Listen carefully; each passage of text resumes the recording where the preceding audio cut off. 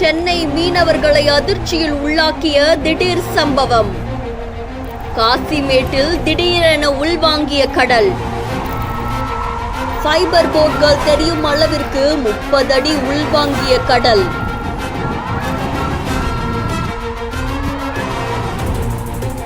சென்னை காசிமேடு பழைய மீன்பிடி துறைமுகம் பக்கத்துல அமைஞ்சிருக்கக்கூடிய பகுதியில கடல் நீர் திடீர்னு உள்வாங்கினதால அங்க இருக்கக்கூடிய மீனவர்கள் கிட்ட அது பெரும் பரபரப்பை ஏற்படுத்தி இருக்கு. கடல் நீர் 30 அடிக்கு மேல உள்வாங்கி இருந்ததால ஃபைபர் போட்கள் தரை தட்டி நிற்கிற காட்சிகள் வெளியாகி இருக்கு.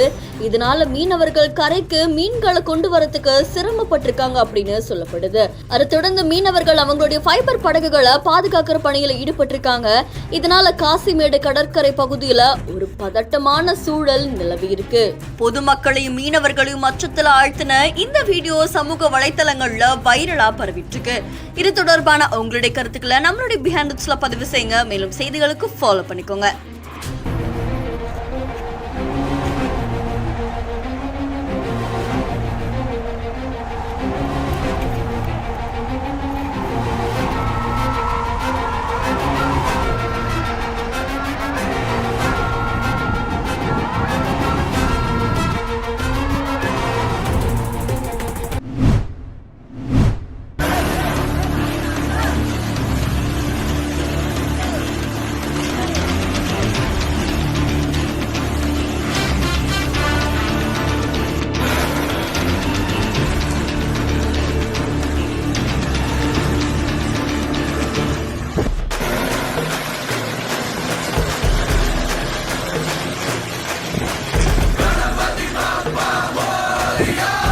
ட்ரோன் உதவியோட விநாயகர் சிலைய கோதாவரி ஆற்று கால்வாயில கரைச்சது பலரையுமே ஆச்சரியத்துல ஆழ்த்தியிருக்கு.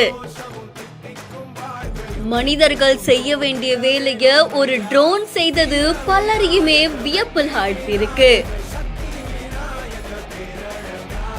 ஆந்திர மாநிலம் கிழக்கு கோதாவரி மாவட்டம் கடிய புலங்காவில் இருக்கக்கூடிய இளைஞர்கள் என்ன பண்ணிருக்காங்கன்னா, விநாயகர் சிலையை வச்சு அது 9 நாட்கள் வழிபட்டு அதுக்கப்புறமா அது ஆற்றுல கரைக்கிறதுக்காக போயிருக்காங்க. அப்ப கோதாவரி ஆற்று கால்வாயில தண்ணீர் அதிகமா இருக்கிறதால அதுல இறங்கி குளிக்கிறதுக்கு தடை விதிக்கப்பட்டிருக்கு. மக்களுடைய பாதுகாப்பை கருத்துல கொண்டு இந்த தடையை விதிச்சிருக்காங்க.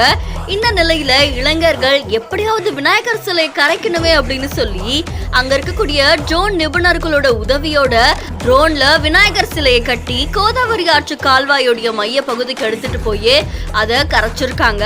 இதை பார்த்து அங்க இருந்த குழந்தைகள்ல இருந்து பெரியவங்க வரைக்கும் அவ்வளவு சந்தோஷத்தோட மகிழ்ச்சியை தெரிவிச்சிருக்காங்க.